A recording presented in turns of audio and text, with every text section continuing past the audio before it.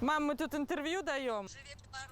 یکاترینا کوپریانووا یک ماه اخیر با والدانش تنها توسط اینترنت صحبت میکند.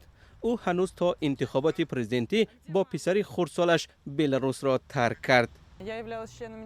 ман узви гурӯҳи тарғиботии Светлана Тихановская будам. мо барои ӯ имзо ҷамъ мекардем. дар пайи фишорҳо аз ҷониби милисаҳо ва масъулин ба ман ва хонаводаам маҷбур шудам ки аз он ҷо биравам. онҳо ин корро тавассути бародарам шурӯъ карданд ва медонистанд ки чӣ тавр фишор биёранд.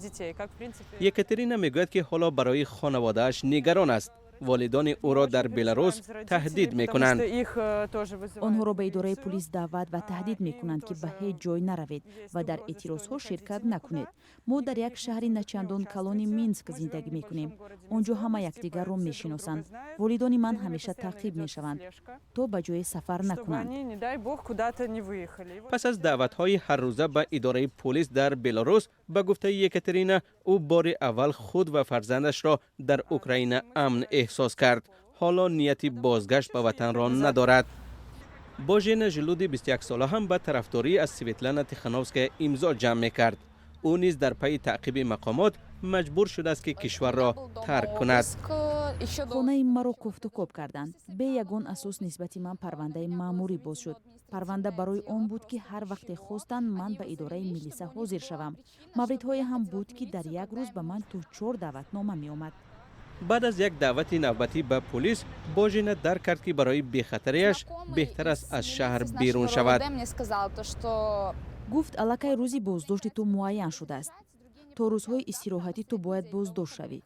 гуфт имкон дорад дар роҳ ба кор зане бо милиса ба наздат биёяду бигӯяд ки ту ӯро задӣ. баъд аз ин ман дар 2 соат тамоми чизамро ҷамъ кардаму аз он ҷо рафтам. тамоми зиндагии ман ҳам дар он ҷо монд. День добрый, проходите. Мы вот только заехали вчера вечером. ولادیمیر ژگر سابق کارمند پلیس است.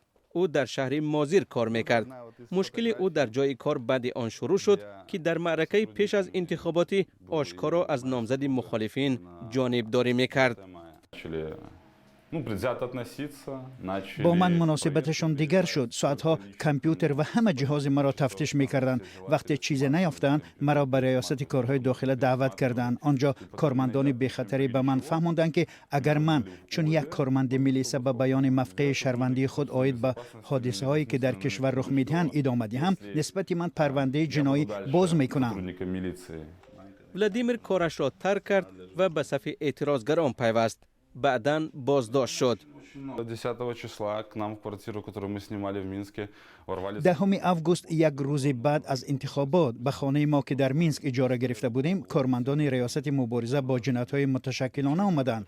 به پیشانی ما سلاحمان همه را در زمین خواباندند. ما اصلا نفهمیدیم که چی شده است. بعداً ما را به ریاست کارهای داخلی لینسک بردند. آنجا همه را در روی اسفالت به زانو شناندند. دستها را پشت سر کردند. این حالت 3-4 ساعت ادامه کرد. آنهایی را که تاب نمی آوردند با چوب پشتشان می زدند. حالا کاتیا و باژنا و ولادیمیر به وطن برگشتن نمی توانند. باور دارند که آنها را در مرز بازداشت کرده و به حبس می گیرند. اما برای همراهی و جانبداری از هموطنان خود، آنها پیوسته در نزد سفارت بلاروس در اوکراین گرد هم می آیند.